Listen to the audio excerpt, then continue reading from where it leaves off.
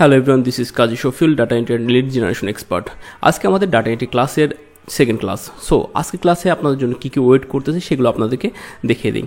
সেই সাথে আপনাদেরকে একটু জানিয়ে দিই যে ডাটা এন্ট্রি রিলেটেড যদি lead generation related, freelancing related যদি আপনারা আরও বেশি ভিডিও পেতে চান, তাহলে আপনারা কিন্তু একটু কমেন্ট করে জানাবেন যে কী কী বিষয় আরও বিষয় জানতে আগ্রহী, কোন বিষয় ভিডিও দিলে ভালো হবে, আপনাদের কোথায় দুর্বলতা রয়েছে, কী কারণে আপনারা ইনকাম করতে পারছেন না, সেই বিষয়ে একটু কমেন্ট করলে আমরা সেই বিষয়ে আলাদা বেশি করে ভিডিও নিয়ে আসতে পারবো।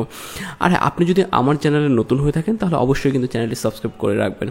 চলুন তাহলে শুরু করা যাক। আর হ্যাঁ, আরেকটা অ্যানাউন্সমেন্ট, আপনারা যদি ইংলিশে কন্টেন্ট দেখতে চান তাহলে কিন্তু আমার সেকেন্ড একটা ইউটিউব চ্যানেল রয়েছে, যেটা ভিডিও ডেসক্রিপশনে রয়েছে। আপনারা কিন্তু অবশ্যই সেই চ্যানেলটা সাবস্ক্রাইব করে রাখবেন যদি ইংলিশে কন্টেন্ট দেখতে চান।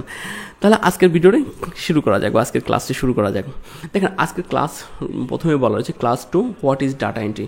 আসলে ডাটা এন্ট্রিটা কী? অনেকে কিন্তু কোশ্চেন যে ডাটা এন্ট্রি কী, এটা কী কাজ করে, কীভাবে কাজ করে, কেন তারা কাজ করবে, ডাটা এন্ট্রি তো সহজ কাজ, কেন বিদেশিরা আমাদের কাছ থেকে ডাটা এন্ট্রি কাজ চাচ্ছে, এত চাহিদা কেন? ওকে ফাইন, প্রথমে আমি ডাটা এন্ট্রির যে সংজ্ঞাটা দিব। ডাটা এন্ট্রি হচ্ছে কোনো একটা তথ্যকে আমরা যদি কোনো একটা সফটওয়্যারে, কোনো একটা এক্সেলে বা গুগল স্প্রেডশিটে বা পিডিএফ বা কোনো কিছুতে আমরা যদি সেটাকে সংরক্ষণ করি বা লেখি বা কপি পেস্ট করে নিয়ে আসি, এইগুলো হচ্ছে ডাটা এন্ট্রির কাজ। মূলত এই ধরনের কাজ থাকে, সেটা হচ্ছে ডাটা এন্ট্রি। অর্থাৎ কোনো কিছুকে এক জায়গা থেকে অন্য জায়গায় টাইপ করা বা কোনো কিছু উপস্থাপন করা, সেটা হচ্ছে ডাটা এন্ট্রি। এখন ডাটা এন্ট্রি বলতে ডাটা এন্ট্রি কাজের বিস্তৃতি অনেক বেশি, কিন্তু ডাটা এন্ট্রি যে শুধু যে টাইপিং কাজ বা এতটুকুর ভিতরে সীমাবদ্ধ। ডাটা এন্ট্রির ভিতরে থাকতে পারে ওয়েব রিসার্চ, থাকতে পারে যেমন আপনি একটা ওয়েবসাইট থেকে বা গুগল থেকে কোনো একটা তথ্য আপনাকে এক্সেলে রাখতে হতে পারে বা গুগল স্প্রেডশিটে রাখতে পারে। গুগল থেকে একটা পিকচার, সেটা আপনাকে একটা জায়গায় ডকুমেন্টে রাখার দরকার হতে পারে।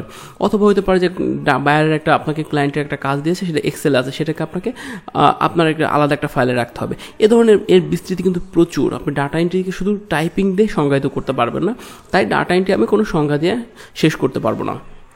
এখন চলুন নেক্সট কী আছে, টাইপস অফ ডাটা এন্ট্রি। এখন ডাটা এন্ট্রি কত ধরনের হয়ে থাকে, ডাটা এন্ট্রি কত ধরনের হয়ে থাকে সেটা কিন্তু আমাদের জানতে হবে। ডাটা এন্ট্রি দুই ধরনের হয়, অনলাইন ডাটা এন্ট্রি হতে পারে, অফলাইন ডাটা এন্ট্রি হতে পারে। এখন অনলাইন ডাটা এন্ট্রিটা কি, আর একটু আপনাদের সাথে একটু বলে অনেকে বলতে পারে যে এইগুলো জানার কি আছে। দেখেন, আপনারা যখন কাজ করবেন, যখন 3-4 বছর কাজ শেষ হয়ে যাবে, তখন কিন্তু আপনাদেরও কিন্তু মনে হবে যে না, আমি সবাইকে একটু শিখাই বা আপনার কাছ থেকে শিখতে আসো। তখন যদি আপনি ডাটা এন্ট্রি কী, ডাটা এন্ট্রি টাইপ কী, সেগুলো যদি না বলতে পারেন, তাহলে কিন্তু আপনার কাছে একটু খারাপ লাগবে। তাই আপনাদেরকে একদম বেসিক টু অ্যাডভান্স কাজটাই শেখাচ্ছি। এখন types of data entry. Data entry দুই ধরনের, online data entry, offline data entry. Online data এন্ট্রিটা কি?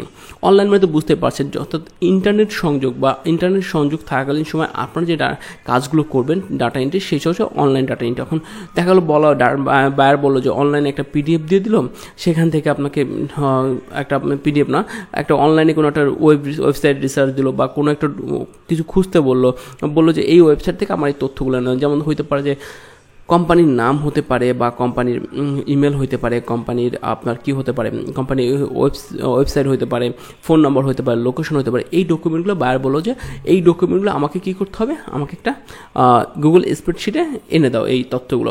বলে যে আমাকে আমার 100 রেস্টুরেন্টের ডাটা লাগবে।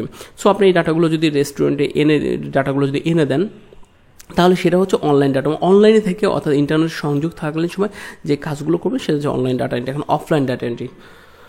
অফলাইন ডাটা এন্ট্রির ভিতর রয়েছে আপনার, সাপোজ ধরুন আপনার একটা কাছে একটা পিডিএফ দিল বায়োগুলোকে, এই পিডিএফটাকে আপনি আমাকে টাইপ করে দেন, আমাকে MS ওয়ার্ডে বা মাইক্রোসফট ওয়ার্ডে আমাকে টাইপ করে দেন। সেটা হচ্ছে অফলাইন, মানে যেখানে ইন্টারনেট সংযোগ থাকবে না, সেটা হচ্ছে অফলাইন ডাটা এন্ট্রি। এখন কি রয়েছে, তারপর হচ্ছে এক্সাম্পল হিসাবে কি থাকবে। এখন ডাটা এন্ট্রির এক্সাম্পল হিসেবে যেমন অনলাইন অফলাইন ডাটা এন্ট্রি কী থাকতে পারে, যেমন টাইপিং থাকতে পারে, কপি পেস্ট থাকতে পারে, data convert, data transfer, ETC থাকতে পারে। অনেক ধরনের ডাটা এন্ট্রি বললাম। তো ডাটা এন্ট্রির আপনার পরিধি কিন্তু খুবই বিস্তৃত, অনেক বিশাল পরিধি, এটা আপনি শেষ করতে পারবেন না। এরপর হচ্ছে ডাটা এন্ট্রি স্কিল। আচ্ছা, ডাটা এন্ট্রি স্কিল বলতে আমি বোঝাতে চেয়েছি ডাটা এন্ট্রি কাজ করার জন্য বা কাজের জন্য কী ধরনের স্কিল আপনার থাকা দরকার।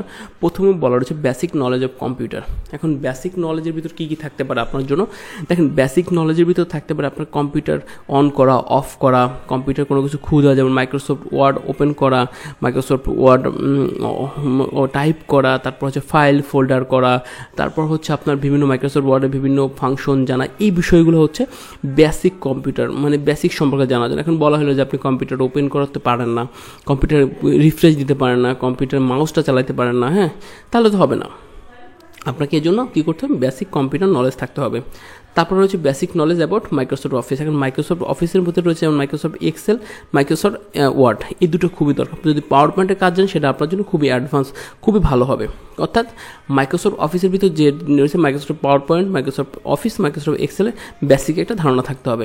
বেসিক 3 নম্বর রয়েছে basic English skill in English.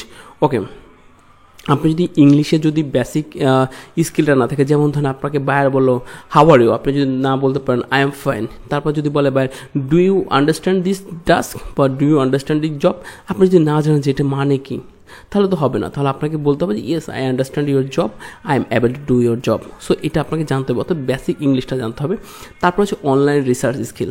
দেখেন এখানে কিন্তু কাজের ক্ষেত্রে বেসিক অনলাইন রিসার্চ স্কিল। এখন বায়ার বললো কি, শোনো আমার 100টা রেস্টুরেন্টের কথা বলি, বা আমার মানে মুদির দোকান লাগবে, ফার্মেসি লাগবে, তাদের তথ্যগুলো লাগবে। তখন আপনি যদি এটা না জানেন, যে বললো যে নিউ ইয়র্কের যে ফার্মেসিগুলো আছে সেগুলোর আমাকে তথ্য লাগবে, তার নাম, ওয়েবসাইট, ফোন নাম্বার, ইমেল লাগবে। এখন আপনি যদি সেগুলো যে না জানেন যে কীভাবে বের করতে হয়, তাই আপনাকে বেসিকটা অনলাইন রিসার্চটাও জানতে হবে। তারপর গুড টাইপিং। দেখেন এখন আপনাকে কাজ করতে হবে, টাইপিংয়ে ডাটা এন্ট্রির কাজ করবেন, টাইপিংয়ের কাজ জানবেন না তাহলে কিন্তু হবে না। আপনাকে মিনিমাম একটা স্পিডের কাজ জানতে হবে। আপনার স্পিড যত ভালো হবে আপনার কিন্তু কাজের দক্ষতা তত বাড়বে, সেই সাথে আপনি কিন্তু খুব দ্রুততার সাথে কাজ জমা দিতে পারবেন। অর্থাৎ বায়ারকে যত দ্রুত কাজ জমা দিতে পারবেন ততই কিন্তু বায়ার আপনার প্রতি খুবই সন্তুষ্ট হবে। তাই আপনাকে গুড টাইপিং স্পিড থাকতে হবে। তারপর এখন যে প্রশ্নটা অনেকে থাকতে পারে যে ডাটা এন্ট্রির ফিউচার কেমন। দেখেন ডাটা এন্ট্রির ফিউচার আগেও ছিল, এখনও আছে। অনেকে বলে যে ডাটা এন্ট্রির ফিউচার এখন নাই, সামনে থাকবে না। আসলে ব্যাপার হচ্ছে কি, ব্যাপারটা এমন না। ব্যাপার হচ্ছে যে আপনারা যারা ডাটা এন্ট্রির কাজ করেন বা আমরা ডাটা এন্ট্রির কাজ, আমি গত 5 বছর ধরে কাজ করতেছি। আগে ছিল মনে করেন 10,000 মানুষ ডাটা এন্ট্রির কাজ করতো। এখন কি হয়েছে, আরও 20,000 হয়েছে, 30,000 হয়েছে। সামনে 5 বছর পর আরও 20,000 হবে। কাজও বাড়বে, ঠিক আছে, কিন্তু যদি কাজের অনুপাতে যদি লোকের সংখ্যা বেড়ে যায় তখন কিন্তু কাজটা কমে আসে।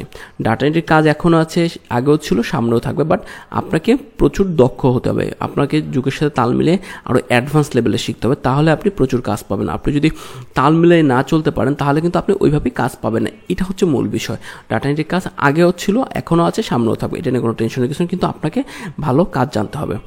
তারপর হচ্ছে ডাটা এন্ট্রির মার্কেট প্লেস। ওকে, এখন ডাটা এন্ট্রি যে আমি শিখলাম কাজ, এখন কোথায় কাজ করব? এখন ডাটা এন্ট্রি শেখার জন্য আমরা মার্কেট প্লেসে কাজ করি, মার্কেট প্লেসের বাইরেও কাজ করি। এখন মার্কেট প্লেসে কীভাবে কাজ করি, যেমন মার্কেট প্লেসে রয়েছে ফাইবার রয়েছে, আপওয়ার্ক রয়েছে, এই দুটো মার্কেট প্লেসে বেসিক্যালি আমি কাজ করি। তারপর আরও রয়েছে যেমন freelancer.com রয়েছে, তারপর রয়েছে আপনার পিপুল পার আওয়ার রয়েছে, এছাড়া অসংখ্য মার্কেট প্লেস রয়েছে যেখানে ডাটা এন্ট্রি কাজ পাওয়া যায়। এখন যদি বলে হয় মার্কেট প্লেসের বাইরে কী রয়েছে, মার্কেট প্লেসের বাইরে যে রয়েছে যেমন লিঙ্কডইন থেকে আমরা ক্লায়েন্ট পেতে পারি, ফেসবুকের মাধ্যমে, ইনস্টাগ্রামের মাধ্যমে, টুইটারের মাধ্যমে, বিভিন্ন মাধ্যমে সোশ্যাল মিডিয়া থেকে আমরা প্রচুর ক্লায়েন্ট পেতে পারি যে তাদের ডাটা এন্ট্রি কাজ দরকার হয়। এখন আরও কিছু কথা রয়েছে। শুধু যে আপনার বিদেশি ক্লায়েন্টের সাথে কাজ করতে হবে তা না, বাংলাদেশের সরকারি বেসরকারি প্রত্যেকটা কোম্পানিতে ডাটা এন্ট্রি অপারেটর প্রয়োজন হয়। আপনি যদি কাজগুলো সঠিকভাবে জানেন তাহলে সেখানে কিন্তু আপনি ভালো একটা স্যালারিতে চাকরি করতে পারবেন। এটা হচ্ছে মূল বিষয়। তারপর হচ্ছে ডাটা এন্ট্রি মান্থলি ইনকাম। হ্যাঁ, এইটা হচ্ছে মূল বিষয়। দেখেন ডাটা এন্ট্রি কাজ করে অনেকেই কিন্তু আছে 3-4 লাখ টাকা ইনকাম করে, আবার অনেকে আছে 10,000 টাকা ইনকাম করতে পারেন। এখন সব কিছু ডিপেন্ড করে আপনার উপরে।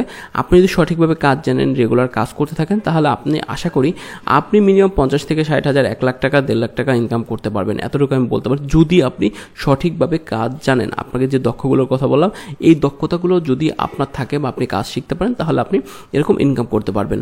তাহলে আপনার চিন্তা কিসের? আপনাকে বলবো যে আপনি আমার যে এই যে অ্যাডভান্স লেভেলের যে ডাটা এন্ট্রি কোর্সটা, তারপর লিড জেনারেশন কোর্স আসবে, আপনি আমার চ্যানেলের সাথে থাকেন এবং আশা করি আপনার জন্য ভালো কিছু অপেক্ষা করতেছে।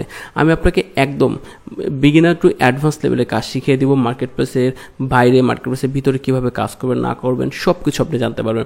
তাই আপনাকে বলবো একটু ধৈর্য ধরে ক্লাসগুলো রেগুলার দেখেন, ক্লাসগুলো শোনেন। ইনশাআল্লাহ প্রতিদিন আমি নতুন ক্লাস নিয়ে আসতেছি। আশা করি আপনাদের ভালো লাগবে। আর যদি এখনও চ্যানেলটি সাবস্ক্রাইব করে না থাকেন, আপনাদের রিকোয়েস্ট করবো চ্যানেলটি সাবস্ক্রাইব করে বেল বাটনটি প্রেস করে রাখার জন্য। ধন্যবাদ সকলকে সম্পূর্ণ ভিডিওটি দেখার জন্য।